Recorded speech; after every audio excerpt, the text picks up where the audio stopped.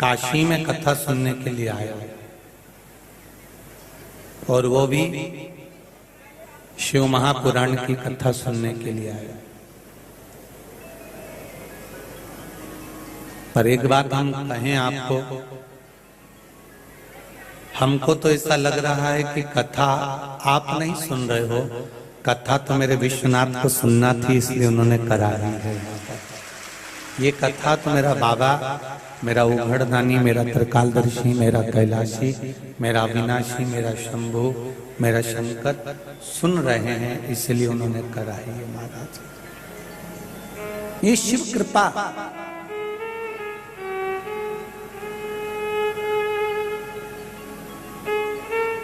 और किस नगरी में कथा सुन रहे हो? काशी की। कबीरदास जी, तुलसीदास जी, जगतगुरु शंकराचार्य जी,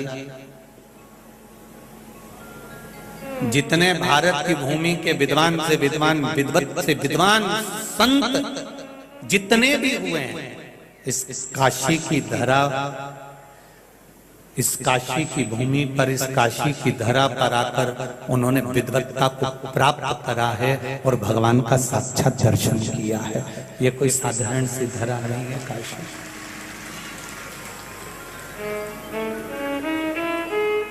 जरा विचार करिएगा, जितने सनातन धर्म से जुड़े हुए लोग इस आस्था चैनल पर कथा सुन रहे हैं, फेसबुक यूट्यूब पर कथा सुन रहे हैं और काशी की इस पावन धरा पर कथा सुन रहे हो, थोड़ा सा स्मरण करिएगा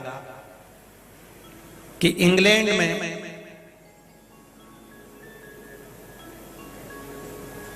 (1811) में पहला स्कूल खुला था। कहां पर? जम के बोलो जरा सा। इंग्लैंड में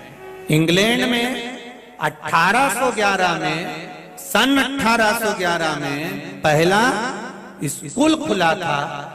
और जब 1811 में इंग्लैंड में पहला स्कूल खुला था, उस समय में भारत में 7,32,000 गुरुकुल थे। जरा विचार करिए।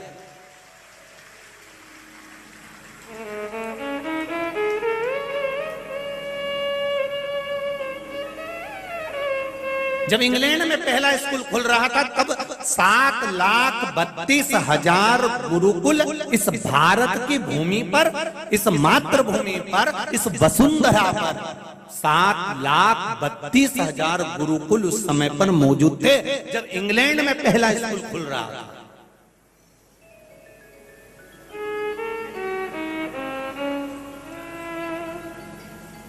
इसीलिए इसको भारत माता कहते हैं। कभी तुमने सुना इंग्लैंड माता, हॉलैंड माता? कभी सुना हो? कभी किसी ने भूल से कह दिया हो कि नहीं साहब ये इंग्लैंड माता है? कभी किसी ने कह दिया? तो किसी कोई कहे ना कहे, पर मेरी भारत की भूमि सभ्यता और संस्कृति और संस्कारों की देने वाली है, इसलिए माता है। 1811 में पहला स्कूल इंग्लैंड में खुला था। उस समय पर 7,32,000 गुरुकुल इस मातृभूमि पर, इस भारत की भूमि पर विराजमान थे, विराजमान थे। कल हमने अखबार में पढ़ा तो हमको बड़ा प्रसन्नता हुई। और कई लोग कहते हैं आप व्यासपीठ से नेताओं के नाम मत लिया करो, पर कुछ अच्छा कर जाते हैं इसलिए बोलने में आ जाता है। कल हमने अखबार में पढ़ा तो आदरणीय अमित शाह जी को धन्यवाद देंगे जिन्होंने मेडिकल की पढ़ाई को अंग्रेजी की जगह हिंदी में करने का निर्णय ले लिया। पत्रकार महोदय भी बैठे हैं यहाँ पर, सभी को मेरा वंदन है। अखबार में पढ़ा तब मालूम पड़ा। बहुत बहुत धन्यवाद देंगे अमित शाह जी को जिन्होंने ये निर्णय लिया कि अब मेडिकल की पढ़ाई भारत की भूमि पर अगर हो तो हिंदी में हो, क्योंकि ये हमारे भारत की निशानी है। मस्तक पर बिंदी और मुख में हिंदी, ये मेरे भारती का प्रतीक है।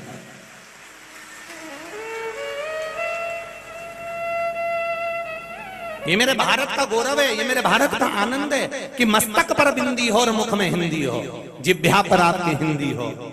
ये एक आनंद की अनुभूति करा देता। हम बहुत बहुत साधुवाद, धन्यवाद देंगे, बहुत साधुवाद।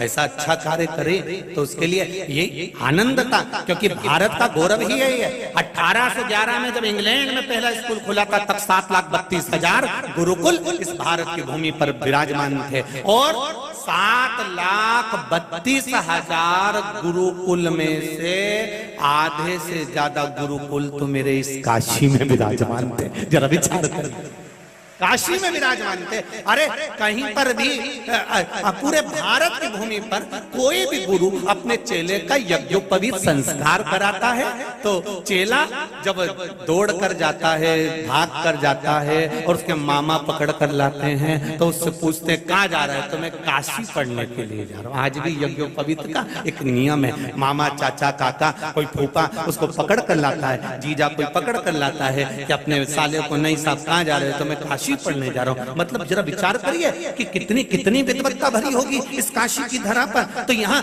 काशी में निवास करने वाला एक रिक्शा चलाने वाला हो, साधारण से साधारण व्यक्ति हो और विद्वान से विद्वान व्यक्ति हो, उनके चरणों को मैं नमन करता हूं कि आपकी साधुता को नमन करता हूं जो आप काशी में विराजमान विद्वान से विद्वान।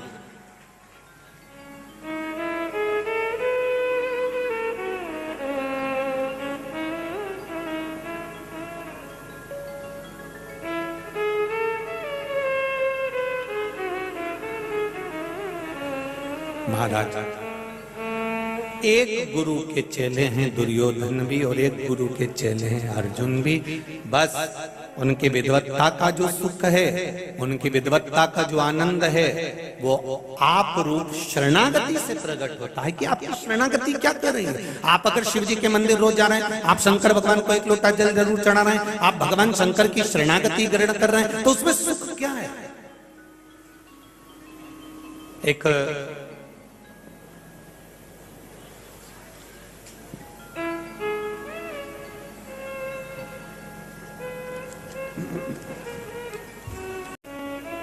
एक ब्राह्मण ने दूसरे ब्राह्मण से कहा, देख ले, मैंने तेरे से कहा था ना कि खीर खाने को मिलेगी, जजमान आ गया, चलो भोजन करने। और दोनों जब भोजन करने बैठे, पूड़ी, सब्जी, भुजिया सब आ गया, साथ में खीर भी आई। तो मित्र ने मित्र को कोनी मारकर कहा, देख ले खीर आ गई ना, गुरुजी ने कहा था तोता दिखता है तो खीर खाने को मिलती है, मीठा भोजन मिलता है। अब दोनों ने जैसे मुंह में खीर ली तो खीर इतनी कड़वी कि दोनों ने उठकर कुल्ला करा।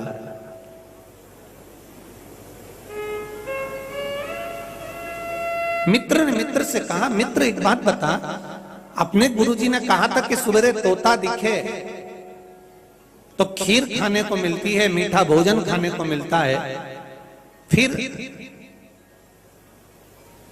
ये खीर कड़वी कैसे हो गई? तूने कहा था कि कड़वी खीर मिलेगी, तू इतना विद्वान कैसे हो गया? उसने कहा, गुरुजी ने तोते को कहा था कि तोता दिखे तो मीठा भोजन मिलेगा, पर तोता नीम के पेड़ पर बैठा था, इसलिए मैं समझ गया कि खीर कड़वी मिलेगी। ये निश्चित था।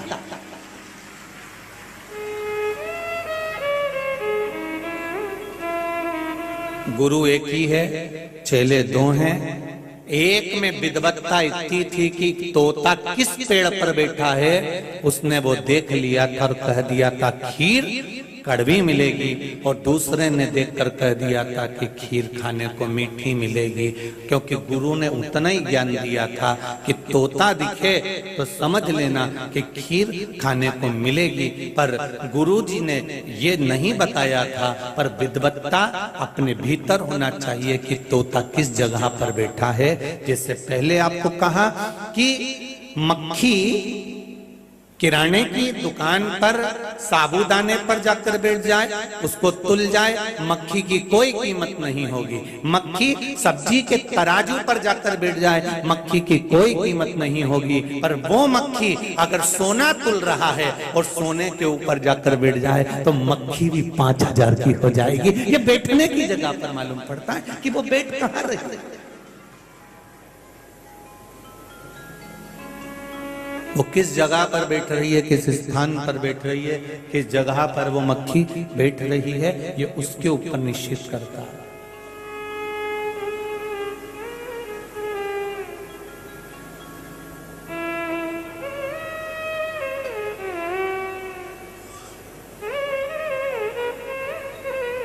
दुर्योधन और अर्जुन ये दोनों एक गुरु के चेले हैं, एक ही गुरु की।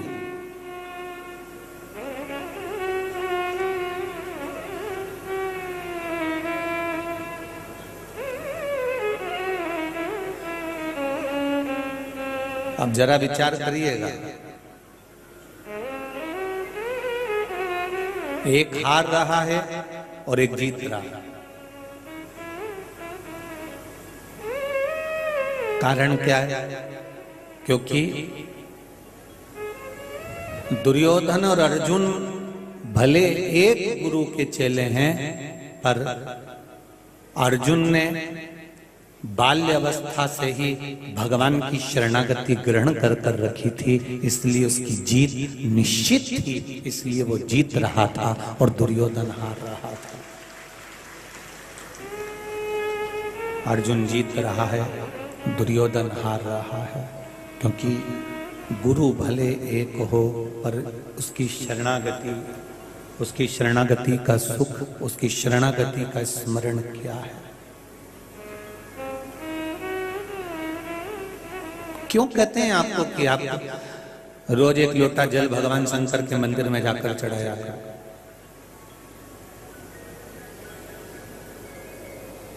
किस लिए? यहां तक शिव महापुराण की कथा कहती है कि शंकर जी के मंदिर में भी नहीं जा सकते, तो शंकर जी के मंदिर के सामने से भी निकल कर चले जाओगे, शिव के द्वार से भी निकल कर चले जाओगे, तो फिर किसी द्वार पर जाने की जरूरत नहीं पड़ेगी, फिर सीधे शंकर की चौखट और बैकुंठ का द्वार ही मिलेगा। ये निश्चित है।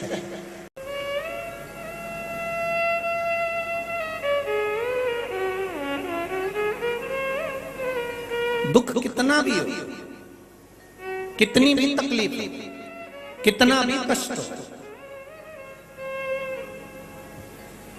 एक पत्र आया है, उस पत्र में किसी ने लिखा है, देखिए।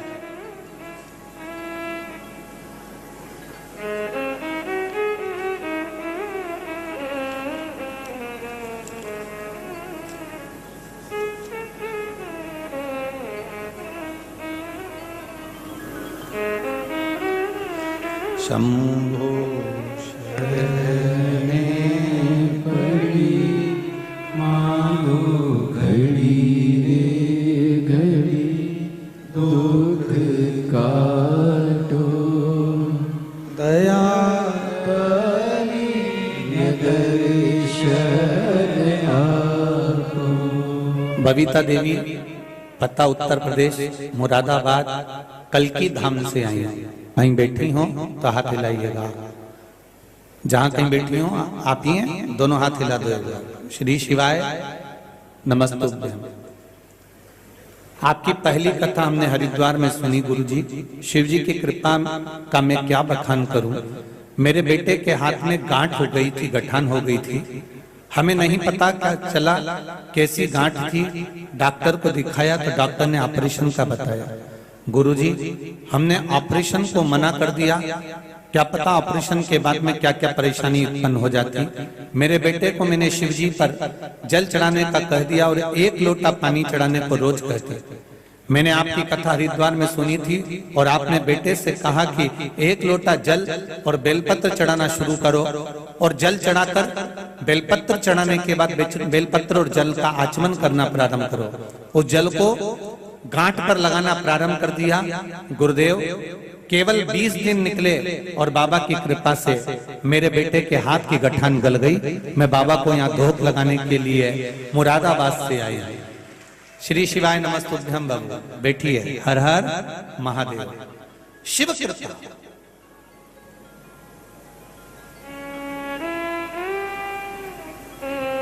तेरी कृपा बिना न हिले एक भी अणु, लेते हैं श्वास तेरी कृपा से तनु तनु।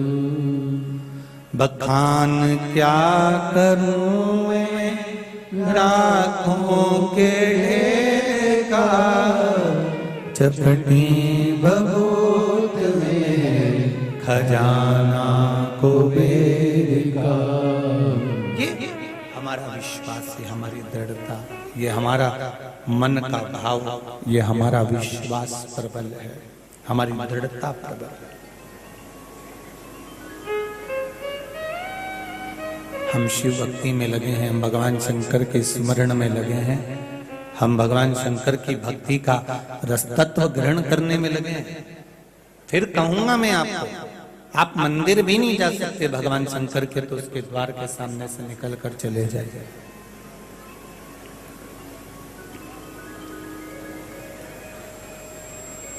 और यदि आपके घर से, आपकी दुकान से, आपके व्यापार वाली जगह से आप कहीं निकल कर जा रहे हैं, मंदिर अगली गली में है और मौका मिल जाए कि हम मंदिर के द्वार तक भी नहीं जा पा रहे हैं, तो मंदिर के शिखर का दर्शन कर लीजिए, उसमें भी आपका कल्याण निश्चित है, उसमें भी आपका कल्याण निश्चित है। आप उसका दर्शन करें।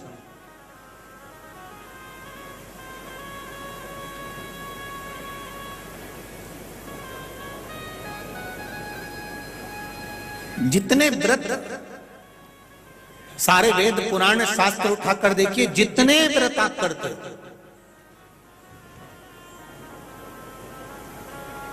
जितने व्रतों को आप धारण करते हो,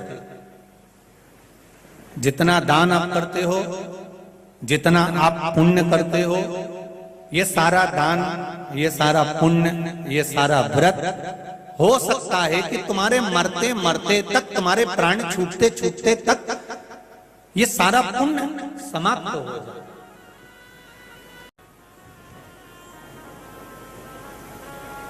जितने व्रतों को आप धारण करते हो, जितना दान आप करते हो, जितना आप पुण्य करते हो, ये सारा दान, ये सारा पुण्य, ये सारा व्रत हो सकता है कि तुम्हारे मरते मरते तक, तुम्हारे प्राण छूटते छूटते तक ये सारा पुण्य समाप्त हो जाए।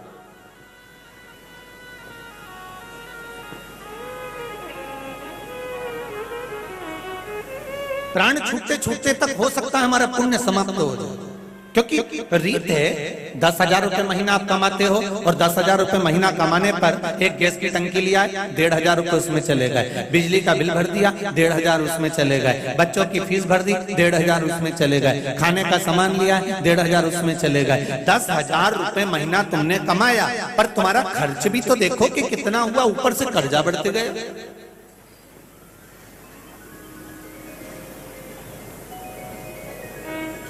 ऊपर से कर्जा बढ़ रहा है। जरा विचार करिए कि 10,000 रुपए महीना हमने कमाया, पर हमारा खर्चा कितना हुआ। उसी तरह शिव पुराण कहती है कि तुमने दान करा, पुण्य कमाया, व्रत करा, पुण्य कमाया, तुमने कुछ अच्छा काम करा, पुण्य कमाया, मंदिर गए, पुण्य कमाया, तुमने दर्शन करे, पुण्य कमाया, ये सारा पुण्य। तुमने भूखे को भोजन कराया, पुण्य कमाया, पानी पिलाया, पुण्य कमाया, कन्या दान करा, पुण्य कमाया, गौ माता की सेवा करी, पुण्य कमाया। तुमने पुण्य तो इकट्ठा करा, 10,000 रुपए महीना तुमने कमाया तो सही, पर तुमने खर्चा भी देखो। किसी को गलत दृष्टि से देख लिया, पुण्य कटने लगा, खर्चा तो जा रहा है। किसी को अपशब्द बोल दिए, झूठ बोल दिए, प्रपंच कर लिया, आड़ा टेढ़ा बोल दिया, कहीं कुछ कह दिया, ये हमारा पुण्य धीरे धीरे धीरे धीरे समाप्त होते चले गया। मरने का समय आया तब तक पुण्य एकदम समाप्त हो गया। पर शिव पुराण कहती है कि तुम्हारा करा गया व्रत, उपास, दान, पुण्य सब समाप्त हो सकता है, पर शंकर भगवान पर चढ़ाई हुई एक बेलपत्री और एक लोटे जल का पुण्य कभी समाप्त नहीं हो।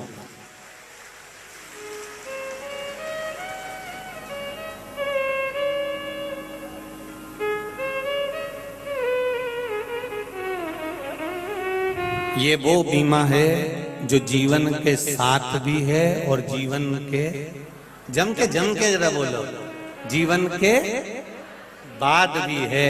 ये वो बीमा है, एक बेलपत्र एक लोटा जल, ये वो बीमा है कि तुम्हारे जीवन के साथ भी चल रहा है, तुम्हारी जिंदगी को संवारने का काम भी वही कर रहा है।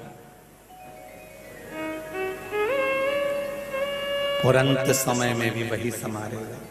अंत समय प्रभु आना पड़ेगा, वचन दिया तो निभाना पड़ेगा। आए ना आए प्रभु कुटुंब कबीरा, अंत समय प्रभु आना पड़ेगा, वचन दिया तो निभाना पड़ेगा। हे मेरे भोलेनाथ, अंतिम बिंदु में, अंतिम समय में, अंतिम बिंदु में, अंतिम चरणों में आपका आना जरूरी है, बहुत। कोई आएगा ना आएगा, पर आप आ जाओ, बहुत।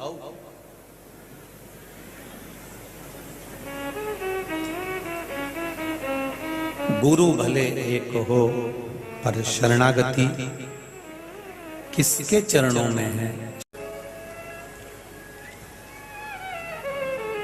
सुरेंद्र चौधरी, दीवान मोहल्ला हमाम, परतन सिटी, दीवान मोहल्ला हमाम, पटना सिटी, पिन नंबर 80008, जिला पटना, बिहार से आए हैं। कहीं बैठे हो तो हाथ हिलाइएगा जरा। जो आप ही हैं, पटना से आए हुए हैं सुरेंद्र चौधरी। इन्होंने पत्र में लिखा है,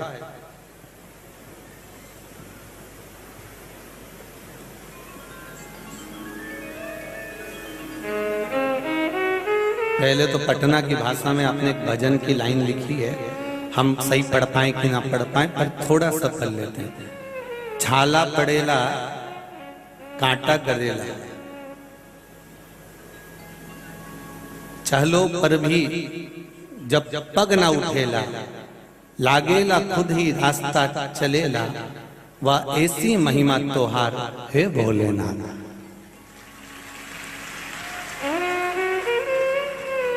हाथी ना घोड़ा ना केव सवारी, पैदल ही आवड़ त्योहार दुआरी है भोलेनाथ। आपने लिखा है, प्रभु की महिमा का मैं क्या बखान करूं। इस गणेश चतुर्थी को हमारी पत्नी के मौसी जी के साथ एक ऐसी घटना घट गई कि उनके प्राण, उनके लीवर में स्टोन था, दर्द उठा और वो जमीन पर गिर गए। शब्द रुआई चालू हो गई, सब रोना चालू कर दिए। उस समय पर मेरी धर्म पत्नी भी वहीं पर विराजमान थी। उन्होंने श्री शिवाय नमस्तुभ्यम का जाप करना प्रारंभ करा और बाबा की कृपा से मौसी जी को होश आया और बाबा की कृपा से अब वो बिल्कुल ठीक हैं। ये शिव जी को मैं धोख लगाने आया हूं।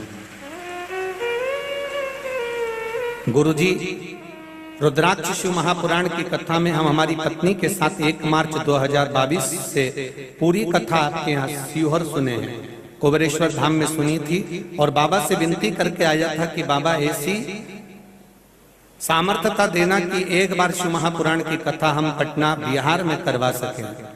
आज बाबा की कृपा से लगभग सभी व्यवस्था हो चुकी है। जगह की परेशानी थी, पटना जैसे शहर में बड़ा जगह कहां उपलब्ध हो, एक बड़ी चुनौती थी, पर बाबा ने वो भी उपलब्ध करवा दी है। पटना के बेरिया इंटरनेशनल बस स्टैंड के पास ऐसी बड़ी जगह हमको उपलब्ध बाबा ने कराई है, जहां पर हम 10 लाख लोगों को भी कथा सुना सकते हैं, एक साथ बिठाकर कथा सुना सकते हैं। बाबा, मैं पटना से काशी तक पैदल शिव महापुराण की कथा लेने आया। आ जाओ बाबू, जरा दौड़ के आ जाओ। आइए, एक रुपट्टा भी भेजा है, अगर आप धारण करेंगे आप ही पिना जाओ। आ जाओ, सामने से आ जाओ। पटना बिहार से मैं पैदल काशी की धरा पर कथा लेने के लिए और बाबा को प्रणाम करने आया। एक बार जोरदार ताली बजाएं दोनों के लिए।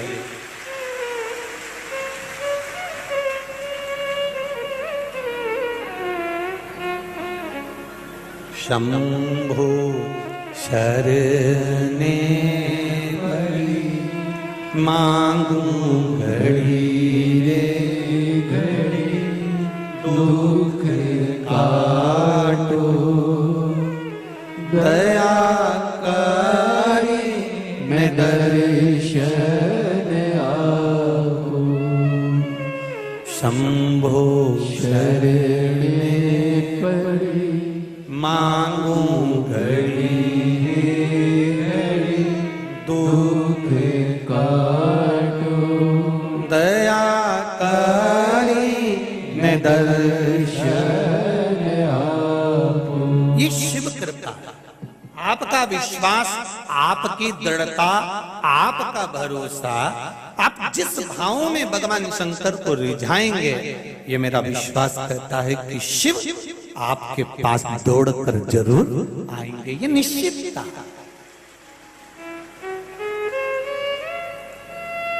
कलिक माता जी ने बड़ा सुंदर प्रश्न किया, गुरुजी आप जब भी मंत्र का जाप कराते हो, श्री शिवाय नमस्तुभ्यं बुलवाते हो या कथा कहते हो, उस समय पर सबको कह देते हो कि नीचे बैठ जाओ। कारण क्या है?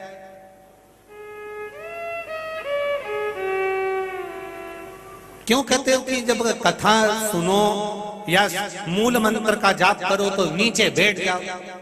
खड़े खड़े अगर मंत्र बोलेंगे तो असर नहीं करेगा।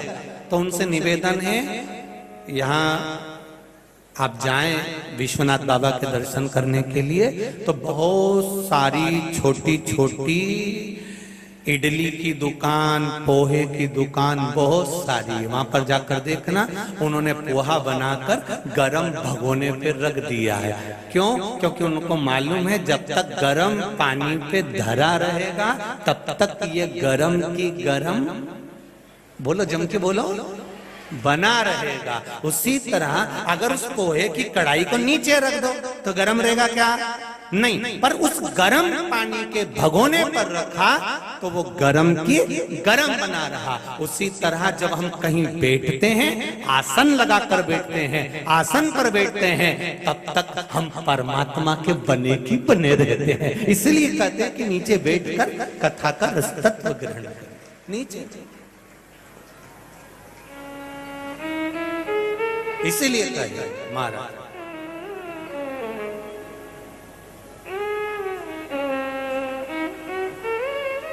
एक तेरे ही भरोसे ओ बाबा, तेरे ही भरोसे हवा बिच उड़ती जावागी, बाबा डोर हत्तो छठीला में कटी जागी।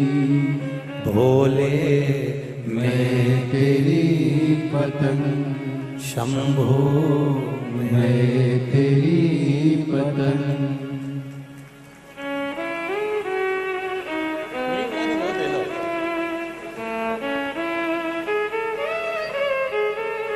आई आई रोइए मत, अब तो बाबा ने बुला लिया, इससे बढ़कर और क्या चाहिए?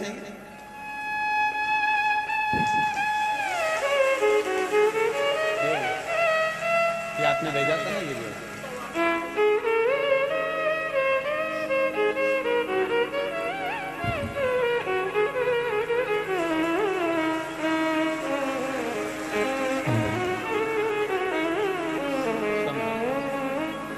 पहले तो रोना बंद करो। शिव कृपा है इसको कहते हैं। पटना से पैदल चलकर शिव महापुराण की कथा लेने के लिए आपने एड्रेस बता दिया, मेरा विश्वनाथ जरूर पहुंचेगा और कथा करेगा, निश्चित है। शंभु मेरे भोले तेरा सहारा है, मेरे भोले तेरा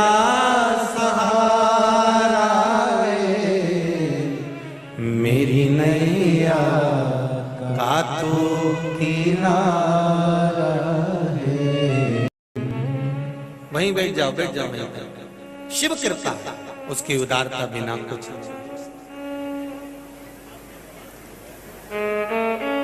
कौन जानेगा मेरे शिव को। एक बार भगवान ब्रह्मदेव ने भगवान विष्णु जी से कह दिया, भगवान नारायण से कहा कि मेरे पिता का नाम मुझे मालूम है कि आप मेरे पिता हो, नारायण मेरे पिता हैं, पर मुझे ये नहीं मालूम कि नारायण के पिता कौन है।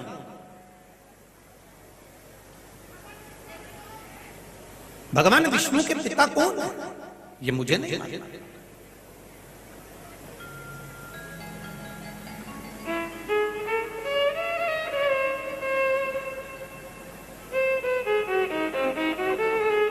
आपके पिता कौन हैं आप बताएंगे? भगवान विष्णु ने कहा मेरे पिता देवाधिदेव महादेव है। महादेव आपके पिता है? हाँ। भगवान ब्रह्मा जी ने कहा यदि आपके पिता इस जगह पर अगर प्रकट होकर बोले कि मैं पिता हूं इनका, तो तुम्हें मान।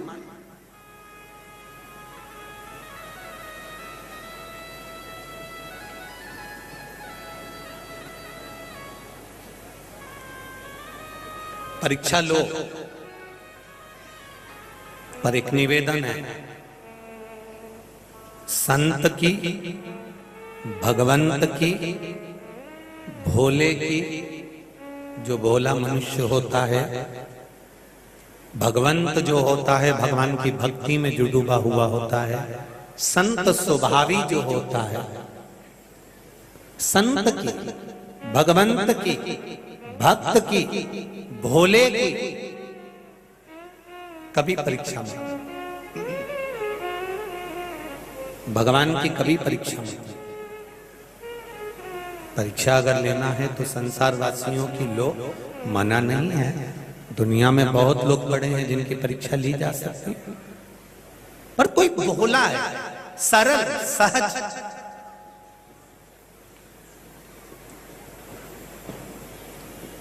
जो कुछ जानता ही नहीं है,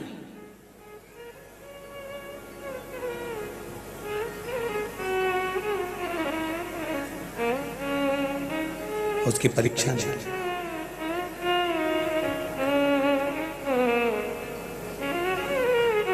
ब्रह्मा जी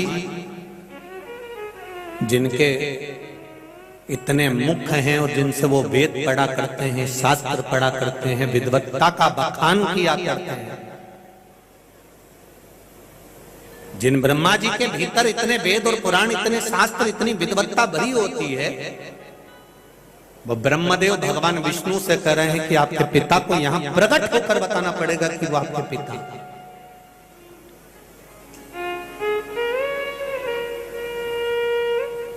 भगवान विष्णु ने कहा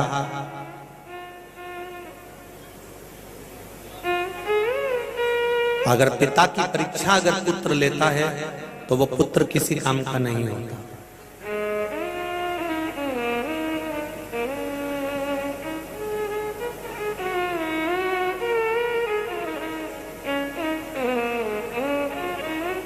घड़ी आप अपने हाथ में बांध सकते हो, घड़ी हमारे हाथ में होती है, पर अच्छा और बुरा समय हमारे हाथ में नहीं होता। होता है क्या? घड़ी हाथ में होगी, घड़ी हाथ में बांध सकते हो, घड़ी हाथ में पहन सकते हो, घड़ी को हाथ में रख सकते हो, घड़ी हाथ में है, पर समय हमारे हाथ में नहीं है। कब वो अच्छा समय देगा और कब बुरा समय देगा वो महादेव के हाथ में।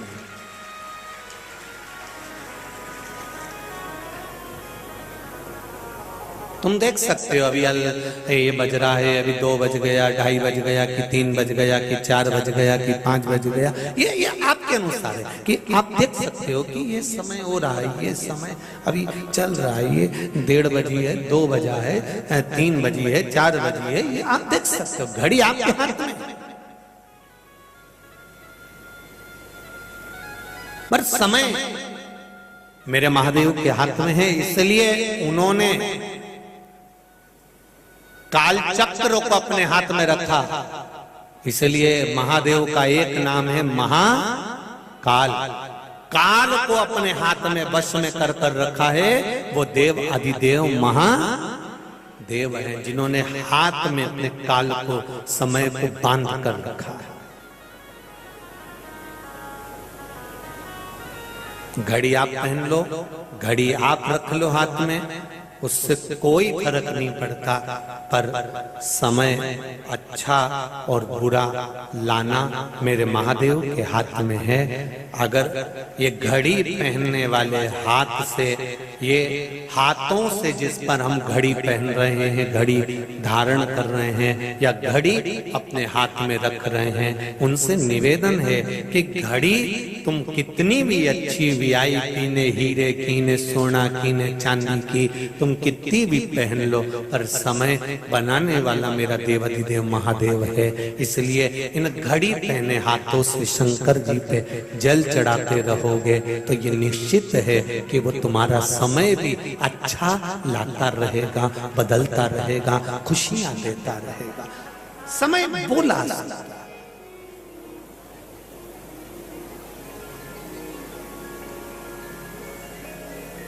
समय वो बदल सकता है।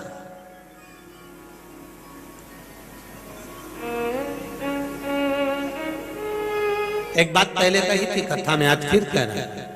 हलवा बनाने में, सीरा बनाने में, हलवा बनाते हैं, सीरा बनाते हैं, इसमें सबसे जरूरी चीज कौन सी होती है? हलवा बनाने में हमने पहले भी कहा था, इसमें शक्कर इतनी जरूरी नहीं है, आटा इतना जरूरी नहीं है, घी इतना जरूरी नहीं है।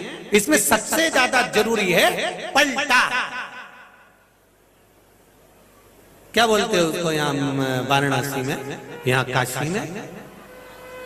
पलटा जो चलाता है। वो पलटे का काम ही केवल इतना है कि नीचे से ऊपर कर देता है, ऊपर को नीचे कर देता है। और ये पलटा किसी देवता के पास नहीं है, ये पलटा मेरे महादेव के हाथ में है। वो कब नीचे से ऊपर पलट देता है और कब ऊपर से नीचे ले आता है, ये वो करता है।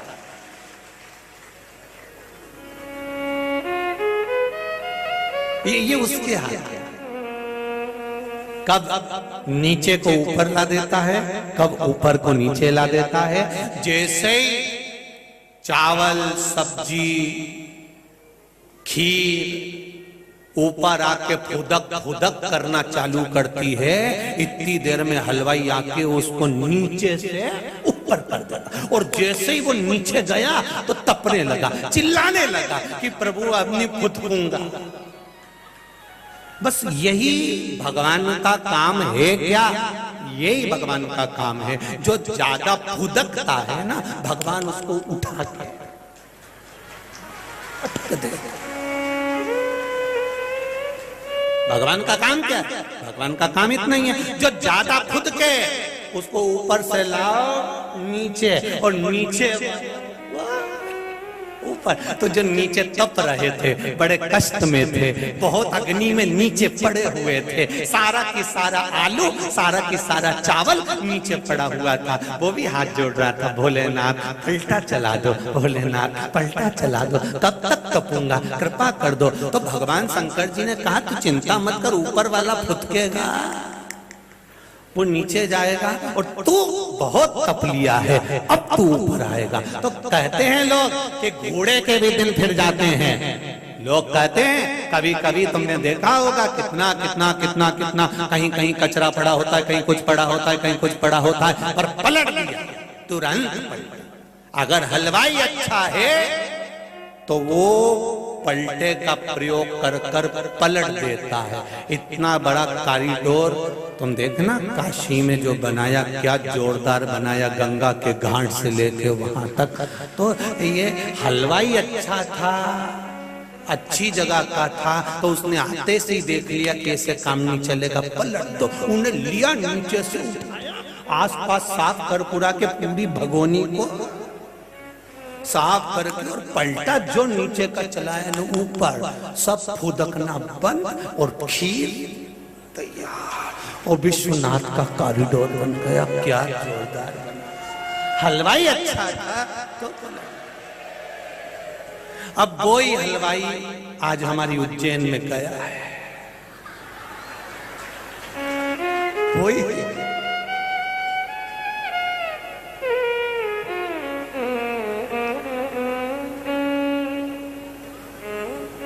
वही है।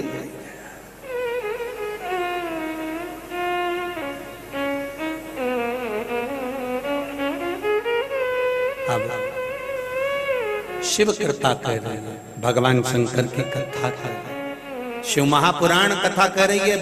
भगवान ब्रह्मदेव भगवान विष्णु से कर रहे हैं कि परीक्षा यहाँ भगवान शिव अगर प्रकट होकर बताएं कि मैं नारायण का पिता हूं तो तुम्हें मान। भगवान विष्णु ने कहा मैं नहीं चाहता कि मेरे पिताजी आकर बोले कि ये मेरा पुत्र है।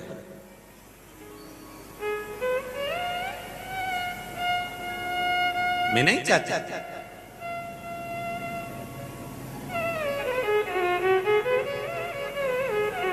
भगवान विष्णु ने कहा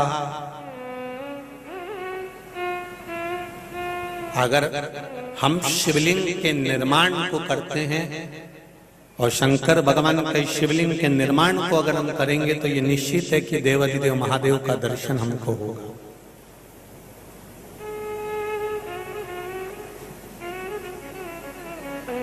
ये निश्चित है कि देवाधिदेव महादेव का हमको दर्शन होगा।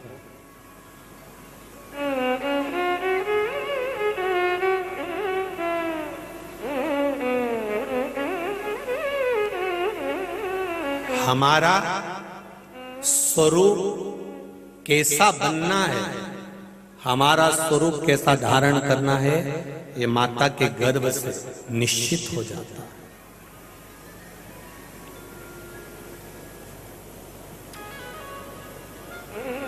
मेरा आप सबसे निवेदन है,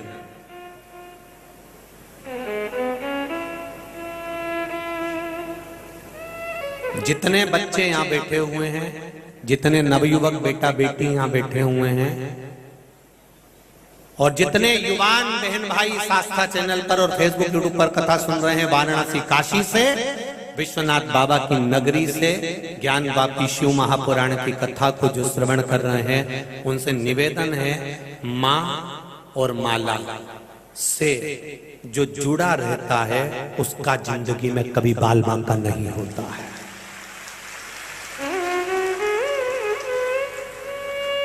जितने नवयुवक बेटा बेटी इस कथा को सुन रहे हैं, जितने जवान बेटा बेटी इस कथा को सुन रहे हैं, जितने बच्चे इस कथा को सुन रहे हैं, उनसे निवेदन है और यहाँ बैठी हुई सारी बहुओं से, माताओं से, जितने भाई बंधु बैठे हैं, उन सब से निवेदन है, जो माँ, घर की माँ और हाथ की माला से जो जुड़ा रहता है, जिंदगी में कभी धोखा नहीं खाता, कभी नीचे नहीं जाता, ऊपर बढ़ते चले जाता।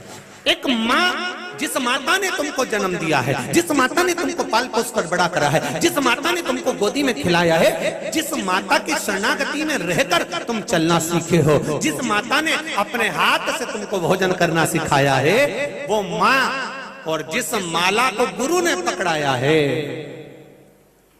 ये माँ और माला से जो जुड़ा रहता है वो जिंदगी में कभी धोखा नहीं खा सकता। वो उन्नति की सीढ़ी पर चढ़ता चले जाता है, बढ़ता चले जाता है।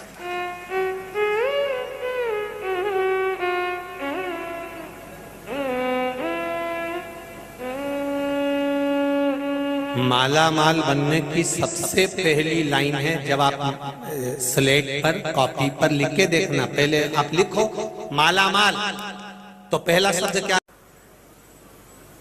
पूरा शब्द बताओ। माला माल बनने में पहला शब्द लिखोगे तो क्या आएगा, माला, फिर आया माल। तो शिव पुराण कहती है माल के चक्कर में पड़े रहोगे तो माल कभी नहीं मिलेगा। माला को पहले पकड़ो तो पीछे लगा है माल, अपने आप चल कर आएगा। तुम माला माल बनने के लिए पहले माला का स्मरण तो करो।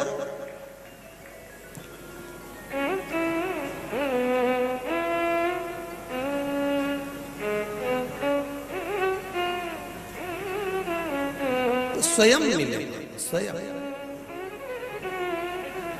महाराज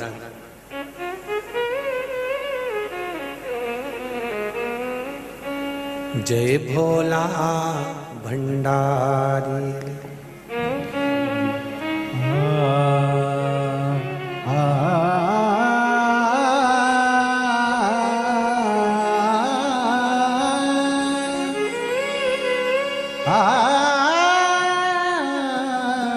भगवान शिव ओगढ़दानी, भगवान विष्णु कह रहे हैं ब्रह्मदेव से, पिता को क्या प्रकट। ब्रह्मा जी नहीं माने, एक अग्नि का खंभ था, एक पर्वत था, उस पर्वत को घुमाना प्रारंभ करा, और पर्वत को जब घुमाना प्रारंभ किया महाराज, जब पर्वत को घुमाना प्रारंभ किया तब एक खंभ जैसा स्वरूप प्रकट करता है, अग्नि का महाराज। और अग्नि का खंभ, अग्नि का एक लिंगायत स्वरूप, एक लिंग प्रकट हो जाता है, शिव का प्रतीक प्रकट।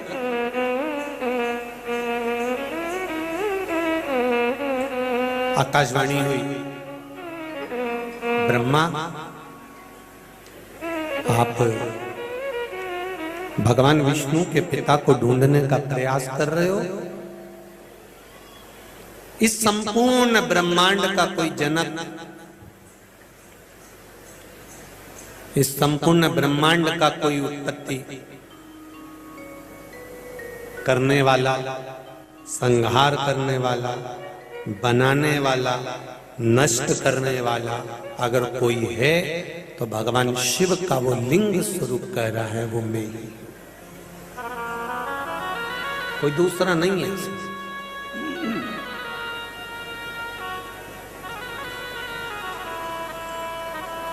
दूसरा कोई है ही नहीं। ब्रह्मा जी ने भगवान विष्णु जी से कहा कि ये पिताजी प्रकट हुए या भगवान शिव प्रकट हुए या भगवान शंकर का ये शिवलिंग प्रकट हुआ, इसका मुख, सिर और चरण कहाँ है?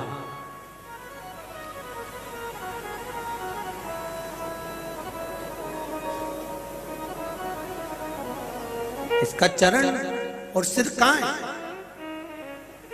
बहुत ध्यान से सुनना, जितने लोग काशी में आकर ये कथा सुन रहे हैं और जितने फेसबुक यूट्यूब पर या आस्था चैनल पर सुन रहे हैं, शिव मंदिर में शंकर भगवान के शिवलिंग पर जल चढ़ाते समय तुम्हारी बुद्धि में ये कभी मत लेकर आना कि भगवान शंकर का मुख कहाँ है, चरण कहाँ है, उनकी पीठ कहाँ है, उनका स्वरूप कहाँ है।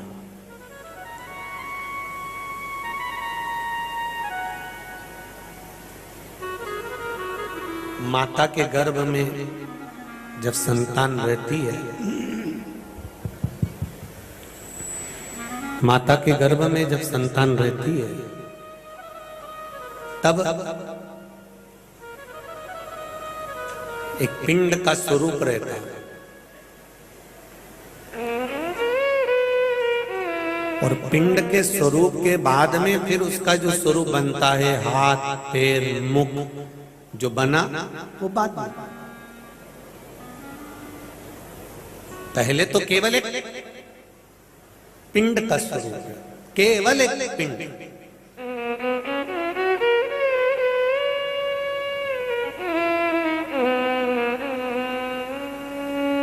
बहुत लोग संसार में ऐसे हैं जो लोग हमारे सनातन धर्म की हंसी उड़ाते हैं, कह देते हैं ये शिवलिंग क्या है?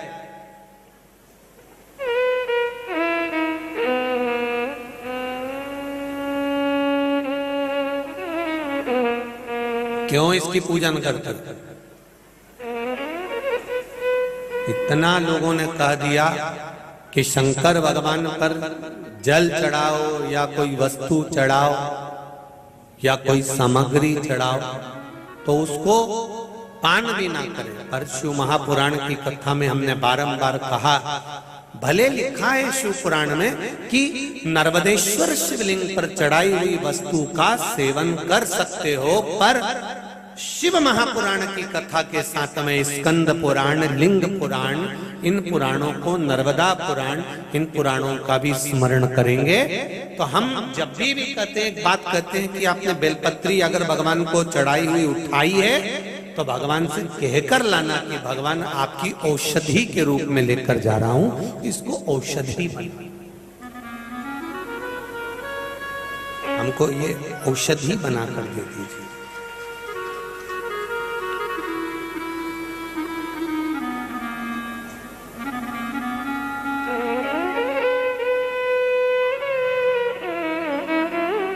एक बच्चे को कोई तकलीफ होती है, एक बच्चे को कोई कष्ट होता है, एक बच्चे को कोई दुख होता है, कष्ट होता है, तकलीफ होती है, दर्द होता है, उसको यदि कोई कष्ट होता है तो सबसे पहले किससे कहता है? अपनी मां से, अपने पिता से।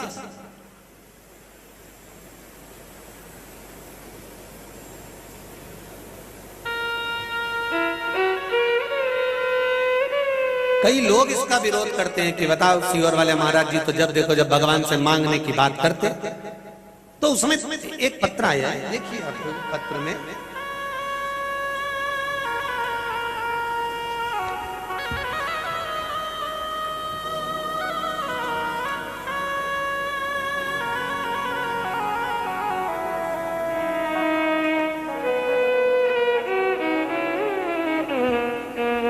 जितेंद्र प्रजापति मुरादाबाद से, कहीं बैठे हो तो हाथ हिलाइएगा। जितेंद्र प्रजापति मुरादाबाद से, वो बैठे, दोनों हाथ हिला दो एक बार। श्री शिवाय नमस्तुभ्यम। अब इसमें एक बात बताना कि गलत क्या इन्होंने कहा, अपने पत्र में लिखा है कि गुरुजी हमारी मिठाई की दुकान है और मेरे पति मिठाई का सामान लेने गए थे, 4000 रुपए का सामान ऑटो में लेकर रखवा दिया था। हम बहुत साधारण गरीब लोग हैं, हमारी इतनी कैपेसिटी नहीं, 4000 का सामान हमने ऑटो में रखवा दिया। उसके बाद मेरे पति गाड़ी लेने के लिए गए, तो जैसे ही वापस आए वहां ऑटो नहीं था। फिर बाजार से डबल फाटक से लेकर 3 चक्कर लगाकर देखे, ऑटो नहीं मिला। हमारी आंख में आंसू भर गए, पति रोने लगे। 4000 रुपए का बहुत बड़ा नुकसान हो जाता। मेरे पति उसी समय पर श्री शिवाय नमस्तुभ्यम का जाप करते रहे और ऑटो को ढूंढते रहे। तब पता चला कि ऑटो ढूंढते ढूंढते हमने शंकर भगवान से प्रार्थना करी, भोलेनाथ जी हमारा मिठाई का सामान मिल जाए। अब इसमें गलत क्या है बता। भगवान से प्रार्थना करी, कुछ देर बाद वो ऑटो हम ही को ढूंढते ढूंढते उस स्थान पर पहुंच गया जहां पर मिठाई पहुंचना था।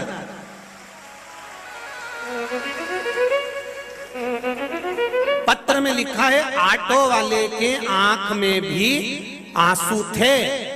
ये पत्र में लिखा है, आप लोग आस्था चैनल पर पढ़ रहे होंगे कि ऑटो वाले की भी आंख में आंसू थे। उसका कारण था कि कोई व्यक्ति उनके पास आकर कहता है कि तू गलत कर रहा है, वहां ऑटो लेकर चले जा। वो कौन था जो बताने पहुंच गए? अब कहते हैं कि मिश्रा जी कहते हैं कि हर चीज भगवान से तुमने मांगना सिखा दी। पेट में दर्द होगा तो बच्चा मां से ही तो कहेगा, पेट में दर्द होगा तो बेटा बाप से ही तो कहेगा, किससे कहेगा? एक और सरल भाषा में समझ लो, तुम्हारा बच्चा नाली में गिर गया, खड्डे में गिर गया, गटर में गिर गया, पड़ोसी कभी उसका कपड़ा साफ नहीं करेंगे, कभी उसको नहलाएंगे नहीं। तुम्हारे बच्चे ने अगर कपड़े में छीछी भी कर दी, गंदगी कर दी, तो तुम्हारा पड़ोसी, तुम्हारे रिश्तेदार उसको साफ नहीं करेंगे। साफ केवल एक माँ और एक बाप होता है कि गंदे कपड़े में लिप्त बच्चे को भी गोदी में ले लेता है, मेरी औलाद है। उसी तरह मेरा विश्वनाथ, मेरा महादेव, मेरा महाकाल, मेरा कुबेर भंडारी, तुम कितने भी नीचे गिर गए हो, कितने भी गंदे हो गए हो, तो भी मेरा महादेव तुम्हें गले से लगा ही लेता है। ये मेरा बाप बाप है, माँ माँ है, छोड़ता नहीं।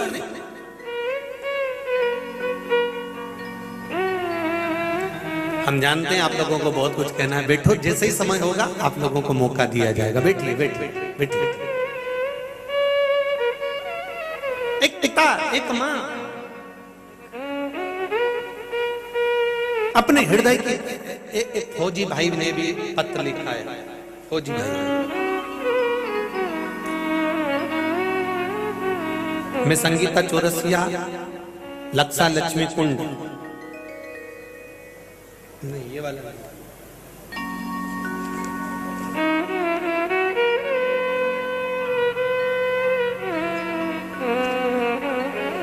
मेरा नाम प्रवीण देवड़ा, आर्मी में हूं। मैं पटियाला कैंट पंजाब से आया। मैं रहने वाला मध्य प्रदेश नीमच जिले से हूं। कहीं बैठे हो तो हाथ ले, आप ही हैं। गुरुजी चरणों को नमन। सभी फौजी भाइयों की तरफ से कोटि कोटि प्रणाम। मंदसौर में देश के सैनिकों के लिए आपने एक लोटा जल शिवजी को चढ़ाने का कहा था। सभी सैनिक भाइयों ने मुझको 3 दिन की छुट्टी दिलाकर यहाँ पर वंदन अभिनंदन करने भेजा है। मैं आमंत्रित करता हूं आपको, सैनिक भाई पधारे भाई। 4 दिन की हमारे मित्रों ने छुट्टी कराकर मुझे यहाँ भेजा है कि गुरुजी ने कहा है कि एक लोटा जल राष्ट्र की बॉर्डर पर खड़े हुए उन सैनिकों के लिए वे चढ़ाएं, उनको श्रद्धांजलि की जरूरत नहीं पड़े, विजय माला पहनकर आए, उसके लिए जल चढ़ाएं।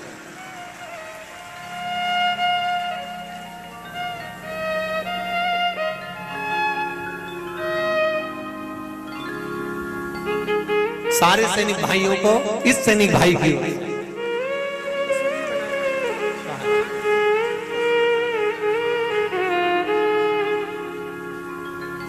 सैनिक भाइयों ने एक तस्वीर भी भेजी है।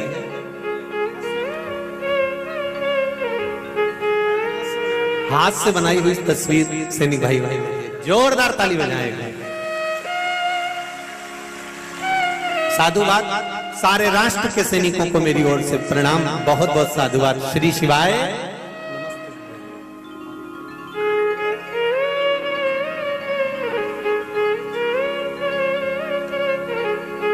ये सुख है हमारे जीवन का, ये आनंद है हमारे जीवन। सारी समस्या का हल एक लोटा। आप दिल से कहें उसको तो वो दिल से सुनेगा, वो सुनता भी है। आप कहें बस विश्वास रखें।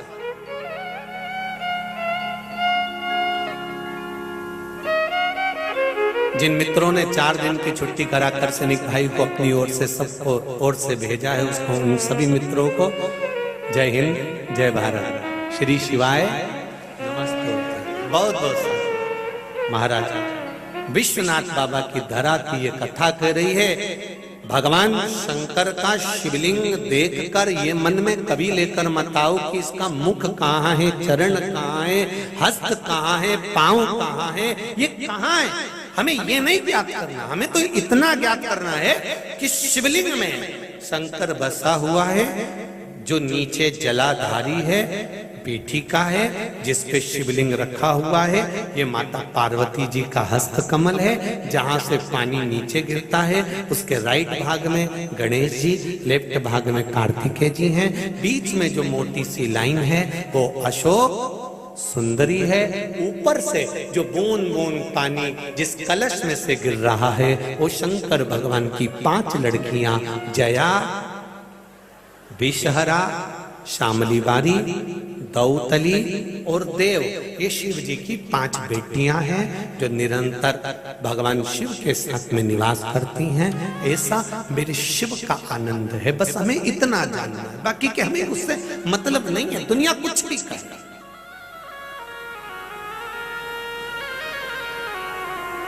दुख आएगा, कोई दूसरा आपकी सहायता करने आए ना आए, पर आप विश्वास रखकर एक बार दिल से उसको पुकारना और दिल से कह देना, बाबा तेरी जरूरत है, मेरे शंभु तेरी जरूरत है, तुम्हें आना है। और दिल से अगर पुकारा है तो वो दिल से सुनेगा। बस इतना ही आपने कह दिया ना, पंचाक्षर मंत्र का ही जाप कर लिया, नमः शिवाय, षडाक्षर मंत्र बोल लिया, ओम नमः शिवाय, या बोल लिया श्री शिवाय नमस्ते, दिल से कहा, दिल से प्राप्त मिल गया। अब कहिए हम क्यों आप लोगों को कथा के बीच में बार बार श्री शिवाय नमस्तुभ्यम क्यों बुलवाते हैं? उसका कारण है, शिव महापुराण में यहां तक लिखा है कि श्री शिवाय नमस्तुभ्यम बोलने वाले का मात्र मुख का दर्शन कर लो तो आधे पाप तो यूं ही नष्ट हो जाते हैं, केवल मुख दर्शन से ही।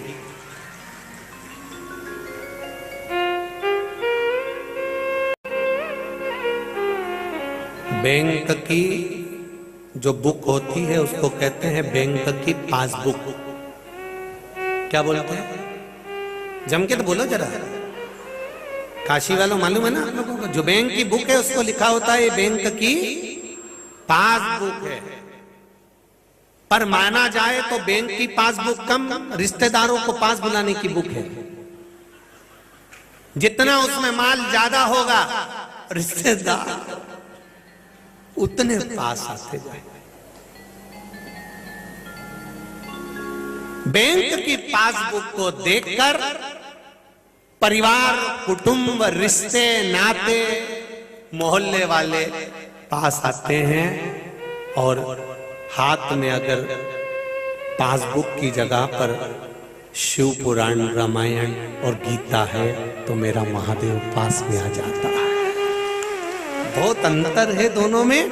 बैंक की पासबुक देखकर, माल देखकर हमारे रिश्तेदार हमारे पास आएंगे, और गीता, रामायण, शिव पुराण देखकर वो वैकुंठ अधिपति हमारे पास में आएंगे, महादेव मेरे पास में आएंगे। उस बुक को देखकर कि तुम क्या रखे हो अपने पास में, क्या धारण करे हो आप अपने पास में, क्या रख कर बैठे हो आप।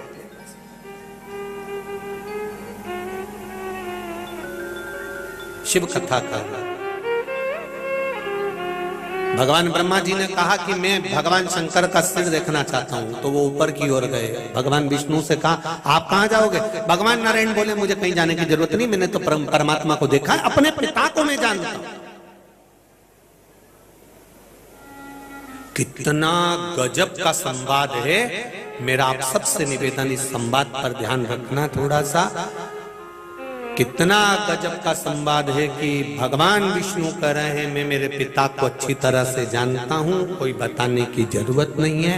ये भगवान विष्णु ने जो कहा, ये शब्द तुम्हारे मुख पर होना चाहिए जिस समय पर तुमको ज्ञान देने वाली चंद्र घंटा जब तुम्हें ज्ञान देती है कि तुम्हारी मम्मी बहुत पक्षपात करती हैं, तुम्हारे बड़े भैया को तो इतना चाहती और तुमको रत्ती भर नहीं चाहती, तब तुम्हें भगवान विष्णु के इस शब्द को बोलना चाहिए कि मैं अपने माँ बाप को अच्छी तरह से जानता हूं। सुन ले जगदम्बा, काल रात्रि कुसमांडा। इतना मत बोल देना, नहीं तो त्रिशूल हाथ में आ जाएगा। तुम इतना नहीं,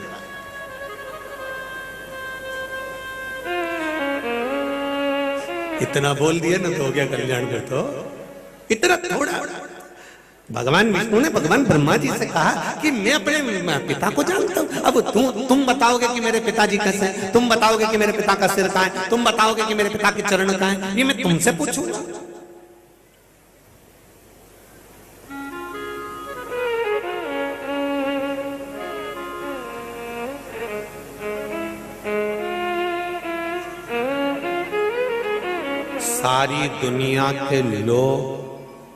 सारी दुनिया के लोग तुम्हारी तारीफ करेंगे, पर केवल एक जगदम्बा ऐसी होती है जो हमेशा गलती छाटती रहती है। तुम में तो अक्ल ही नहीं है। तुम्हारे दोस्तों को देखो, भले वो कैसा ही हो, उसको देखो कितनी मेहनत करता है, कमाता तो है, कितना आगे बढ़कर काम करता है, और उसकी धर्म पत्नी उसको कोस रही है। तुम्हारे दोस्तों को देखो, वो इसको, वो उसको। दूर के ढोल, काशी वाला जरा जोरदार बोलो, दूर के ढोल सामने नजर आते हैं। हमें लगता है कि वहां ऐसा नहीं नहीं नहीं नहीं, आप भीतर से रचिए। आप लोग कहते हैं साहब वो विदेश जाएंगे तो ऐसा होगा, विदेश में एक बार मौका लगे तो जाइएगा, विदेश में ऐसा। हम कहते हैं वहां जाने से अच्छा है एक बार विदेश में रहने वालों से भी निवेदन है, एक बार मेरी मातृभूमि भारत की गोद में तो आकर देखिए, तब मालूम।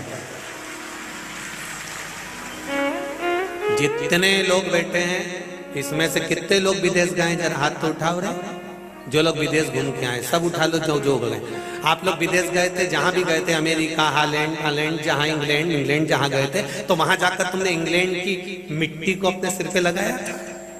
हालैंड की, अमेरिका की, यूरोप की नहीं, चीन की नहीं, पर विदेश से जो भारत की भूमि पर आता है और भारत की भूमि पर गंगा के तट पर जब आता है तो गंगा के तट की भूमि को अपने मस्तक पर रगड़ कर जाता है, ये वो भारत है।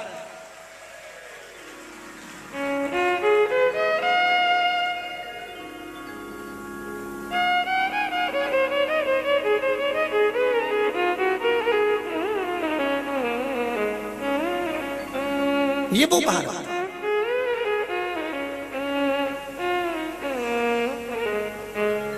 अरे भाई चरण कहाँ है? भगवान विष्णु ने कहा कि तुम क्या देखना चाहते हो? ब्रह्मा जी बोले मैं सिर देखने जाता हूँ। भगवान विष्णु ने कहा क्या चाहते हो? आप भी कुछ चरण ढूंढने के लिए जाइए। भगवान विष्णु अपने ब्रह्मदेव को समझाने के लिए चरण ढूंढने के लिए गए। उनको जाने की जरूरत नहीं थी, पर लौकिक रीति करने के लिए, संसार के लोगों को समझाने के लिए नीचे की ओर। जब कोई नहीं समझता है करना पड़ता है, कुछ नहीं।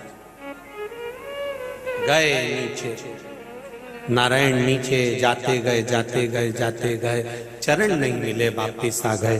ब्रह्मा जी ऊपर जाते गए, थक गए। उन्होंने कहा तो अपन को थकान भी हो गई, पर भगवान शंकर का सिर नहीं मिला, शिवलिंग का छोर नहीं मिला, तो उन्होंने केतकी के फूल को तोड़ लिया। केतकी के फूल से कहा फूल तुम नीचे चलो, मेरे साथ में चलकर भगवान विष्णु के सामने कह देना कि ब्रह्मा जी को शंकर भगवान का शिवलिंग का छोर मिल गया। केतकी के फूल ने पूछा मैं नीचे जाके झूठ बोलूंगा, उससे मेरा फायदा क्या होगा? तो भगवान ब्रह्मा जी ने कहा मैं तुझे सुगंधित बना के रखूंगा, सारे देवताओं पर तुझे चढ़ाते रहूंगा, सारे देवताओं पर तुझे चढ़ाऊंगा और सुगंधित बना के रखूंगा। केतकी के फूल ने पूछा यदि ब्रह्मा जी, भगवान विष्णु ने मेरी बात नहीं मानी तो? ब्रह्मा जी ने वहीं से गौ माता निकल कर जा रही थी, गौ माता को रोक लिया। कहा माँ रुकिए, गौ माता तुम हमारे साथ चलो, भगवान विष्णु के सामने जाकर कह दो कि यहाँ ब्रह्मा जी को शिवलिंग का छोर मिल गया।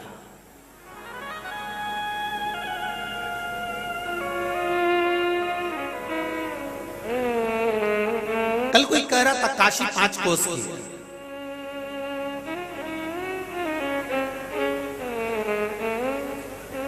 कोई कह रहा था कि काशी इतनी बड़ी है, इतनी फैल गई है। शिव महापुराण की कथा और भागवत, इन दोनों को उठाकर देखना। भागवत जी में भगवान कृष्ण ने गोवर्धन पर्वत को अपनी उंगली पर उठाया और ब्रजवासियों से कह दिया सब गोवर्धन पर्वत की तलहटी में आ जाओ। सब आते चले गए, आते चले गए, आते चले गए। और आज भी दुनिया के लोग गोवर्धन पर्वत की तलहटी में जाते रहते हैं। तो किसी ने पूछा पर्वत क्या 7 कोस का है, 21 किलोमीटर का है? पर भागवत कहती है पर्वत 7 कोस का नहीं, मेरे गिरिराज बाबा का पर्वत तो जो आता जाता है पर्वत फैलता चले जाता है। उसी तरह ये काशी है, ये कोई 5 कोस, 7 कोस, 11 कोस, 21 कोस नहीं, ये तो मेरा विश्वनाथ का राजधानी है। जितने आना है आते चले जाओ, मेरा विश्वनाथ उतना फैलते चले जाता है। ये विश्वास है। उतना फैलते चले जाता। पहले छोटा सा था मंदिर, धीरे धीरे विश्वनाथ ने देखा कि मेरे बच्चे बढ़ गए तो उन्होंने मंदिर और बढ़ा लिया। फिर उन्होंने देखा मेरे बच्चे और बढ़ गए, उन्होंने और बढ़ा लिया। और बची कुची थी स्कंद पुराण की लीला, वो भी थोड़े दिन में निपटा देगा, वो भी थोड़े दिन में। अब थोड़ी बहुत बची कुची है, स्कंद पुराण पूरी करना है। अपन स्कंद पुराण में इतना पढ़ते हैं और उसमें थोड़ा बहुत यहाँ रह जाए, लोग आएंगे, बच्चे पूछेंगे हमने स्कंद पुराण में ये पढ़ा था, सियोर वाला महाराज तो छाती ठोक के बोला था कि वहां पर ये, तो वो कहाँ गए, तो वो बता, बाबा ने कहा तो चिंता मत करो, जैसे जैसे काशी बढ़ती ये मेरे बाबा का आशीर्वाद बढ़ते चले जा रहा है कि मैं खाली नहीं रह गई। उसका नाम है विश्व, जम के बोलो जरा, विश्वनाथ। जहां पर कोई अनाथ नहीं, कोई अनाथ नहीं।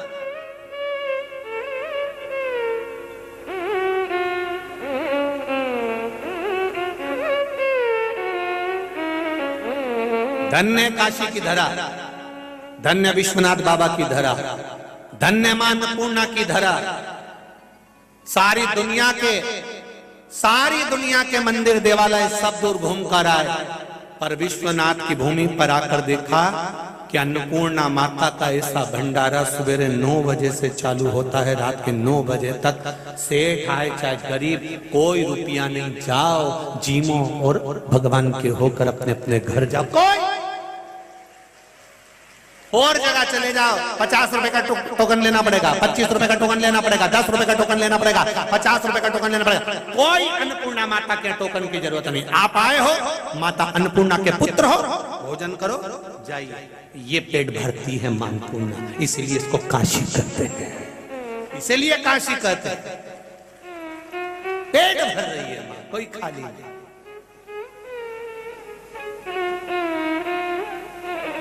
इसीलिए कहते हैं ना, बम बम बोल रहा है, ये है उसकी आनंदता। कई लोग बड़े चक्कर में रहते हैं, कई लोगों के मन में रहता है कितना ट्रॉफिक है, इतना ट्रॉफिक, इतना ट्रॉफिक, कैसे फंस गए हम तो। अगली बार दर्शन करने के लिए मैं तो भैया जब खाली समय होगा तब आएंगे। तो जरा विचार करो, इतने ट्रैफिक में भोलेनाथ ने तुम्हें फंसाया क्यों?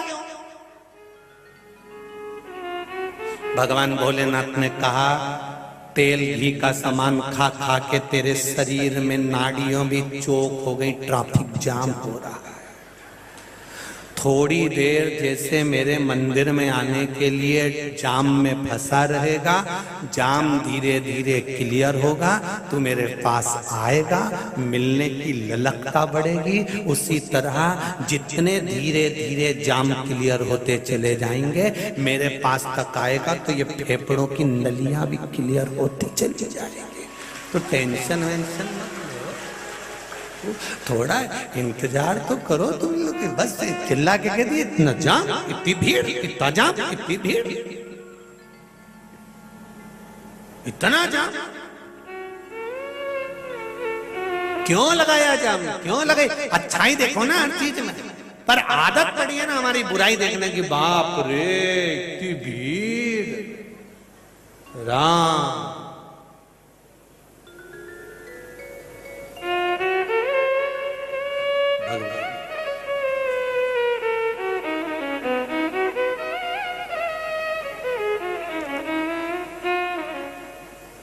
महाराज। वापिस भगवान विष्णु, ब्रह्मा जी गाय माता को लेकर आ गए, केतकी के फूल को लेकर आ गए। नीचे आए, ब्रह्मा जी ने भगवान विष्णु से पूछा आपको चरण मिल गए? भगवान विष्णु ने ब्रह्मा जी से पूछा आपको सिर मिल गया, छोर मिल गया? ब्रह्मा जी ने बोला मैं बाद में बताऊंगा, पहले आप बताओ, आप बड़े हो, पहले बड़ों को बताना चाहिए, आपको चरण मिले? भगवान विष्णु ने कहा मुझे चरण नहीं मिले। भगवान विष्णु ने सत्य कह दिया, इसलिए शिवलिंग में से आकाशवाणी हो गई, नारायण तुम्हारा नाम आज से सत्य नारायण होगा। सत्य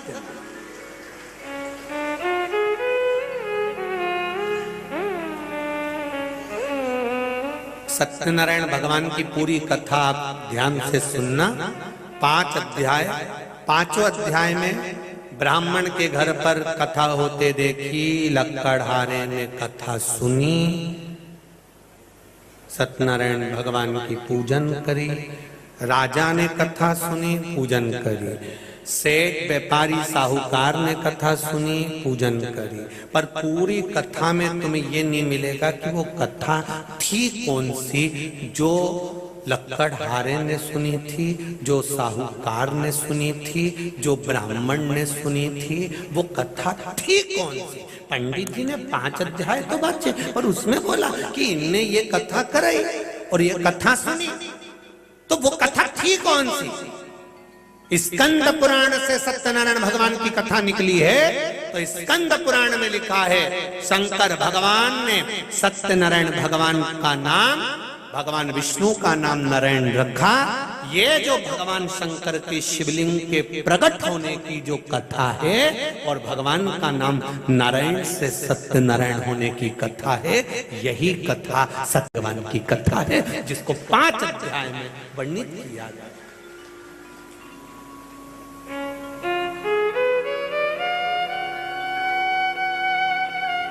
ये वही कथा और सुना भगवान देवादिदेव महादेव ने तुरंत नारायण का नाम सत्यनारायण रख दिया। तुम सत्य बोलते हो, तुम्हारा नाम सत्यनारायण है, पदवी बढ़ गई, प्रमोशन हो गया, नारायण से सत्यनारायण हो गए। और ब्रह्मा जी, आपको क्या भगवान शंकर के शिवलिंग का छोर मिला? ब्रह्मा जी बोले हाँ, ना मानो तो पूछ लो केतकी के फूल से।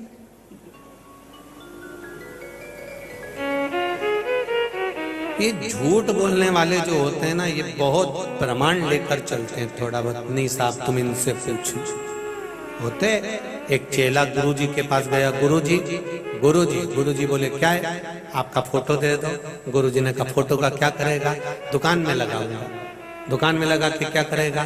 गुरुजी बस दे दो आप तो। गुरुजी ने कहा दुकान में लगा के करेगा क्या, ये तो बता। बहुत सारे ग्राहक आते हैं, कसम खाना पड़ती है झूठी। तो गुरुजी ने पूछा किसकी खाएगा? बस तुम्हारे फोटो की। गुरुजी ने कहा रहने दे, तू तेरे हाथ जोड़ू, तू तो जा, नहीं देना।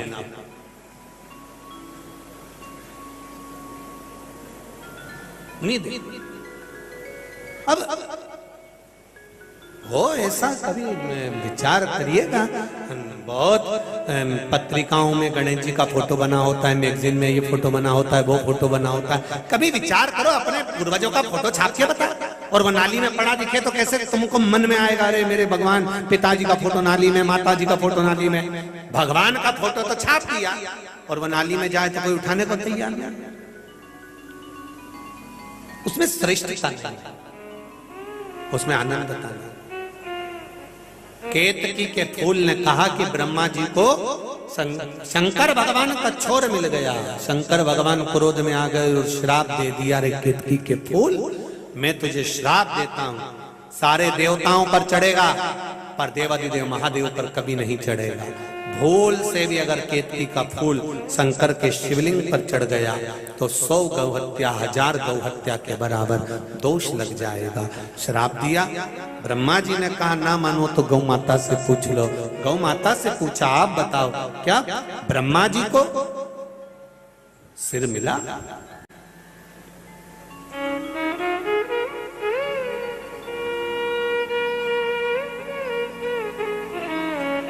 क्या ब्रह्मदेव को सिर मिला है? गौ माता ने कहा हाँ, ब्रह्मा जी को भगवान शंकर के शिवलिंग का मस्तक मिला। आ गया क्रोध मेरे देवाधिदेव महादेव, कह दिया ये गौ माता झूठ बोल रही है, तू जगत की माँ है, माता है, और तू झूठ बोल रही है।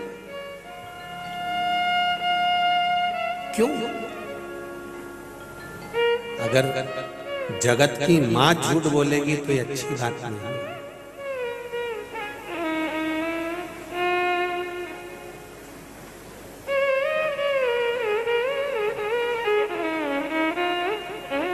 जिस समय पर भगवान देवाधिदेव महादेव माता पार्वती को अमर कथा सुना रहे थे और पार्वती जी को निंद्रा आ गई थी, शिव जी ने पूछ लिया था, पार्वती जी क्या तुमने कथा पूरी नहीं सुनी? पार्वती जी बोली, कथा तो सुनी पर मेरा मन वृंदावन चले गया था। कितनी जिद करी थी माता पार्वती जी ने, कितनी जिद शिव जी से कथा सुनने के लिए, कितनी जिद करी थी। कथा कर रही है, भगवान ब्रह्मा जी गौ माता के सम्मुख में, गौ माता ने झूठ कह दिया कि भगवान नारायण ब्रह्मा जी को शिवलिंग का छोर मिला है। आकाशवाणी हुई, गौ माता को श्राप दिया, हे गौ माता तुम झूठ बोल रही हो, तुम्हारा पूरा शरीर पूजा जाएगा, पर जिस मुख से तुमने झूठ बोला है तुम्हारा मुख अपूज्य माना जाएगा, क्योंकि तुमने झूठ बोला।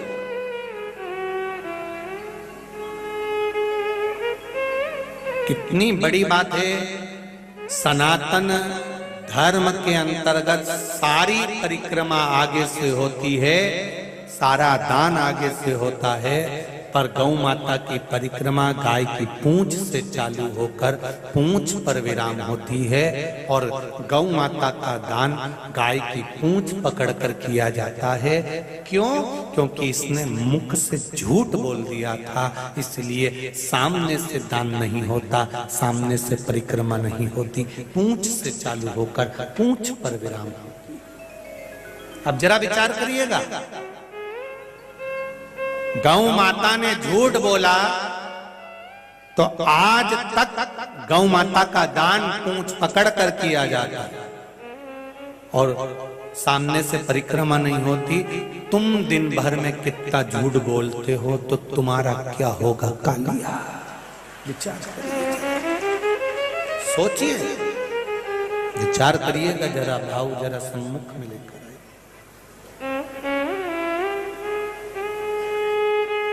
क्या हुआ?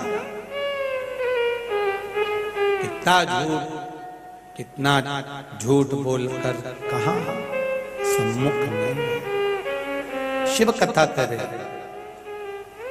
ब्रह्मा जी बोले ये आकाशवाणी झूठी है, भगवान शंकर को क्रोध आया, शिव जी प्रकट हो गए और प्रकट होकर उन्होंने पांव के नख को तोड़ा, नख तोड़कर फेंका, फेंक कर काल भैरव को प्रकट कर दिया।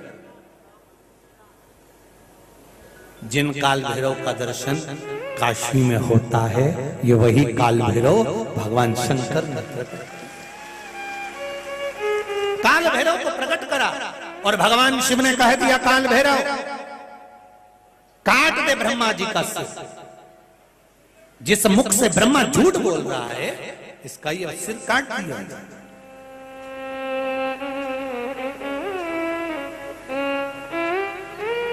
बहुत ध्यान दीजिएगा जरा, हम जब एक बार झूठ बोलते हैं तो हमारा पुण्य समाप्त होने लगता है, कटने लगता है, पुण्य समाप्त होने लगता है, पुण्य की समाप्ति होना चाहिए। जब हम झूठ की ओर बढ़ते हैं, झूठ की ओर आगे बढ़ते हैं, हमारा पुण्य, हमारा व्रत, साधना, उपास, भजन, कीर्तन, ये समाप्त होने लगता है। महाराज ब्रह्मा जी, तुम झूठ बोले हो, काल भैरव ने ब्रह्मा जी का सिर काट दिया, सिर कटा हुआ लुढ़कते लुढ़कते लुढ़कते लुढ़कते चला, ब्रह्मा जी के रक्त से कर्मनाशा नदी प्रकट हुई। कौन सी नदी प्रकट हुई है? कर्मनाशा। और कर्मनाशा नदी जब प्रकट हुई तो कहा ये ब्रह्मा जी के रक्त से बनी है कर्मनाशा, ब्रह्मा जी के रक्त से बनी है, इसलिए इसका स्पर्श, इसका छींटा भी अगर शरीर पर पड़ गया, हमारी जिंदगी में हमने जो सत्कर्म किया है, अच्छा कर्म किया है, वो सारे कर्मों को नष्ट कर देगी ये कर्मनाशा नदी। उसका नाम ही कर्मनाश। जो श्रेष्ठ कर्म को नष्ट, अच्छे कर्म को जो नष्ट। भगवान विष्णु ने भगवान शिव जी के आगे हाथ जोड़ स्तुति करी,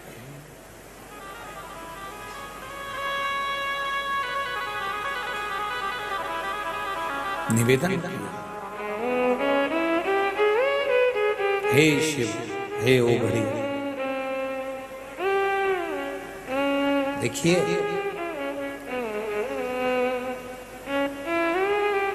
ब्रह्मा, विष्णु और महेश,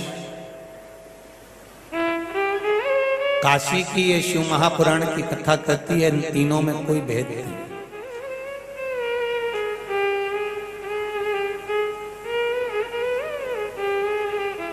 जो 24 घंटे राम नाम का जाप करते हैं, 24 घंटे राम की भक्ति में डूबे रहते हैं, 24 घंटे जो भगवान कृष्ण का भजन करते हैं, कृष्ण की भक्ति में डूबे रहते हैं, 24 घंटे जो देवी की आराधना करते हैं, देवी की भक्ति में डूबे रहते हैं, 24 घंटे जो भैरव की आराधना करते हैं, भैरव की भक्ति में डूबे रहते हैं, 24 घंटे जो शिव की आराधना करते हैं, शिव की भक्ति में डूबे रहते हैं। शिव महापुराण की कथा कहती है, आपके भीतर जो बसा हुआ होता है, आपके चेहरे पर वो झलकने लगता है, ये निश्चित है।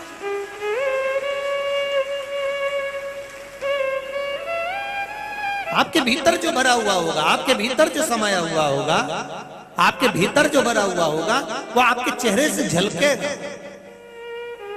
जो देवी की आराधना में लगे रहते हैं, देवी का स्मरण करने लगते हैं, जो माता रानी का भजन पूजन करते हैं, 24 घंटा माँ की आराधना में लगे रहते हैं, उसके चेहरे पर माता की एक झलक आ ही जाती है। जो राम का भजन करते हैं, राम की एक झलक आ ही जाती है। कृष्ण का भजन करने वालों पर कृष्ण की झलक आ ही जाती है। शिव का भजन करने वालों पर शिव की झलक आ ही जाती है। बस वो भजन, वो पूजन, वो आराधना, भगवान की भक्ति, बस इतना स्मरण जरूर हो कि छल से ना करा गया हो। छल से नहीं करा होगा तो ये निश्चित है आपके भीतर वो परमात्मा झलकेगा, जरूर, निश्चित है। वो कहते हैं ना, तेरी सूरत में देखूं नगीना में, बाबा आओगे कौन से महीना। हम भगवान की आराधना को जब करें तो हम जिसका भजन कर रहे हैं, हम जिसका स्मरण कर रहे हैं, हम जिसका कीर्तन कर रहे हैं, हम जिसका मंत्र जाप कर रहे हैं, हम जिसकी भक्ति में डूबे हुए हैं, वो झलकता है, दिखता है, सम्मुख आता है, दिखेगा, सम्मुख आएगा। महाराज समय आया, वो सामने प्रकट हो, सम्मुख में आए। ये आपकी भक्ति का बल है, ये आपकी भक्ति का स्मरण है, ये आपकी भक्ति का प्रबल बल। महाराज शिव पुराण कह रही है, भगवान शंकर की कथा कहती है, जिस घड़े में जल भरा होगा वो घड़ा जल का तेल भरा होगा, उसका तेल झलकेगा। जिसमें डीजल या पेट्रोल भरा होगा, डीजल पेट्रोल झलकेगा। जिसमें घी भरा होगा, घी झलकेगा। जिसमें दूध भरा होगा, दूध झलकेगा। शिव पुराण कहती है, जिस मनुष्य के भीतर जो भरा होता है वो झलकता जरूर है। अगर अहंकार भरा होगा तो अहंकार झलकेगा, पाप भरा होगा तो पाप झलकेगा, और पुण्य भरा होगा तो पुण्य झलकेगा। भजन भरा होगा तो भजन झलकेगा। आप इतनी संख्या में आए हो काशी की पावन धरा पर, गंगा के घाट पर, कितनी दूर दूर से आप लोग कथा सुनने के लिए आए हो।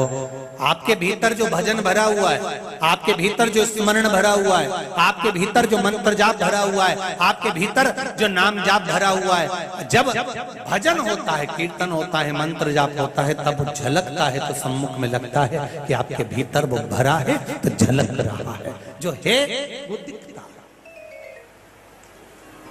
सम्मुख में प्रकट हो जाए। शिव कथा का भगवान शिव की आराधना, भगवान शंकर की कथा कर रही है।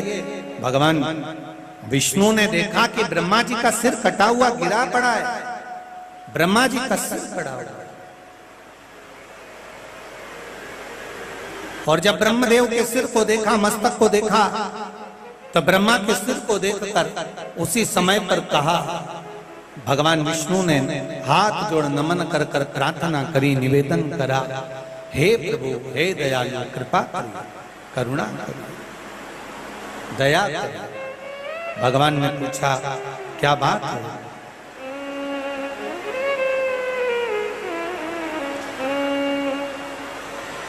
बोल गंगा मैया की, काशी विश्वनाथ भगवान की। जब देखा, प्रार्थना करी, प्रभु दया करिए। भगवान शिव ने पूछा, क्या बात है नारायण, क्या हुआ? भगवान विष्णु कहते हैं, प्रभु ये ब्रह्मा जी का मस्तक कट कर गिरा हुआ है, लोग इससे नफरत करेंगे, आप कृपा कर दीजिए, आप दया कर दीजिए, आप करुणा कर दीजिए, आप उदारता कर दीजिए, कुछ कृपा कर दीजिए, कुछ करुणा कर दीजिए, कुछ कृपा कर दीजिए। तब भगवान शिव ने कहा, क्या चाहते हो नारायण? भगवान विष्णु ने कहा, केवल इतनी कृपा करो, ये कटे हुए मस्तक का लोग अपमान ना करे, ऐसी कृपा कर दो। भगवान ने उसी समय पर कृपा करी और शिव जी ने ब्रह्मा जी के कटे हुए मस्तक को बट वृक्ष बना दिया, बड़का पेड़ बना दिया। भगवान देवादिदेव महादेव ने कहा, सुनो नारायण, ये ब्रह्मा जी का कटा हुआ सिर बट वृक्ष बनेगा, इस बट वृक्ष के नीचे कोई बैठे चाहे नहीं बैठे, मैंने ब्रह्मा जी के मस्तक को वापिस पूज्य बनाया है, तो मैं इस बट वृक्ष के नीचे विराजमान मिलूंगा। शिव जी ने कहा, मेरा नाम बटकेश्वर महादेव रहेगा। शिव जी का नाम बटकेश्वर महादेव। पहले भी आपको कहा, जब कर्जा ज्यादा बढ़ जाता है, बहुत ज्यादा व्यक्ति कर्जे में डूब जाता है, वैसे तो कर्जा करना नहीं चाहिए। शिव महापुराण की कथा कहती है कि जिंदगी भर कर्जा कर लिया और कर कर कर कर के जा, उसी का नाम कर्जा है। जिंदगी भर जोड़ जोड़ा, कर्जा ले लेकर रख लिया, किस्त भर भर के मर गए, कर कर के चले गए, तो उसका नाम ही कर्जा है। वैसे तो कर्जा लेना भी नहीं चाहिए और देना भी नहीं चाहिए। जो तुमने कर्जा कोई मांगने आया है तो कहो उसको। यहां तक शिव महापुराण की कथा कहती है, अगर किसी भिखारी को, किसी भूखे को भोजन करा रहे हो तो भोजन कराने की मना नहीं है, पर शिव महापुराण की कथा कहती है, भोजन कराने से ज्यादा पुण्य मिलता है उसको भोजन कमाने का तरीका सिखाने में।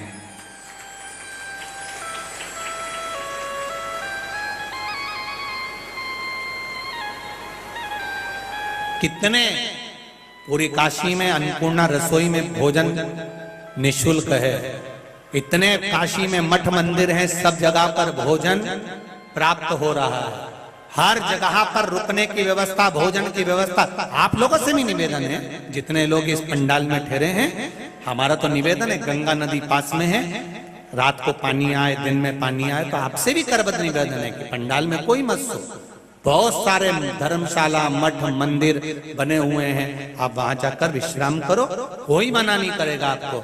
बस इतना कह देना कि साहब हम शिव महापुराण की कथा सुनने आए हैं, हमको थोड़ा सा सोने की व्यवस्था दे दो, कोई मना नहीं करेगा। ये काशी की पवित्र धरा, कोई मना नहीं करने वाला।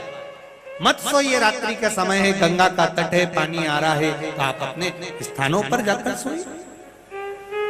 तो हमारा तो निवेदन, यहाँ पर बहुत विश्वनाथ बाबा के दर्शन करने जाओ, काल भैरव का दर्शन करने जाओ, कितना कितने मठ मंदिर, कितना भोजन भंडारा चलता है, उसके बाद भी कोई अगर वहां सम्मुख खड़े होकर बाबा के दरवाजे पर कोई कई माताएं कई बहुत लोगों को देखा कि वो भिक्षा मांग रहे हैं, भीख मांग रहे हैं, उनसे निवेदन है हमारा, हमारी काशी की धरा को आप ये ना करें कोई भगत बाहर से आया है, दर्शन करने आया है, उसके पीछे पड़ गए कि देना ही पड़ेगा, देना ही पड़ेगा, देना ही पड़ेगा। ये श्रेष्ठता नहीं है, ये काशी की पुण्य धरा, पवित्र धरा। यहां अन्नपूर्णा सबका पेट भरती है, तो तुम्हें मांगने की जरूरत ही नहीं है। तुम तो केवल किसी स्थान पर बैठकर अगर शंकर का मंत्र जाप ही कर लोगे ना, तो ये मेरा विश्वास कहता है कि अन्नपूर्णा खुद मंदिर छोड़कर तेरा पेट भरने आ जाएगा। स्वयं अन्नपूर्णा पेट भरने आ जाएगा। क्यों मांगे? किसी के आगे हाथ मत फैलाओ, फैलाना है तो देवाधिदेव महादेव के सामने। उससे भगवान विष्णु से कहा कि ये शीश की पूजन, भगवान कहते हैं कर्जा मुक्ति के लिए बटकेश्वर महादेव का पूजन जरूरी है, स्मरण जरूरी है। पहले भी कई उपाय आपको बताए हैं बटकेश्वर भगवान के कि दही के शिवलिंग का निर्माण कर कर बड़ के पेड़ के नीचे अगर शिव की आराधना करी जाती है तो कर्जे से मुक्ति होती है महाराज, और गया हुआ पैसा भी हमारा वापिस आता है। वो बटकेश्वर भगवान ब्रह्मा जी ने भगवान शिव से कहकर अर्धनारीश्वर स्वरूप का दर्शन किया। भगवान अर्धनारीश्वर पधार रहे हैं, जोरदार ताली बजाकर स्वागत करें और यजमान परिवार इनका पूजन करे। भाव भक्ति से आनंद से 2-3 दिवस की कथा आज विराम ले रही है। कल कथा का 3रा दिन रहेगा। आप सब काशी की पवित्र धरा पर आकर शिव महापुराण की कथा का रसतत्व ग्रहण कर रहे हैं। बहुत बहुत साधुवाद, बहुत बहुत आनंद और बहुत प्रसन्नता का विषय है। जैसा काशी में कॉरिडोर का निर्माण हुआ, उसी तरह उज्जैन नगरी में महाकाल बाबा का भी सुंदर कॉरिडोर का निर्माण हुआ है। आज उस कॉरिडोर का सुंदर पूजन और सुंदर शिलान्यास है और बहुत सुंदर उद्घाटन है। एक बार उज्जैन वासियों को, महाकाल नगरी के सभी जुड़े हुए भक्तों को बहुत बहुत बधाई, बहुत बहुत साधुवाद, जो इतने सुंदर बाबा की कृपा हुई है और सुंदर कॉरिडोर का निर्माण हुआ है। हर हर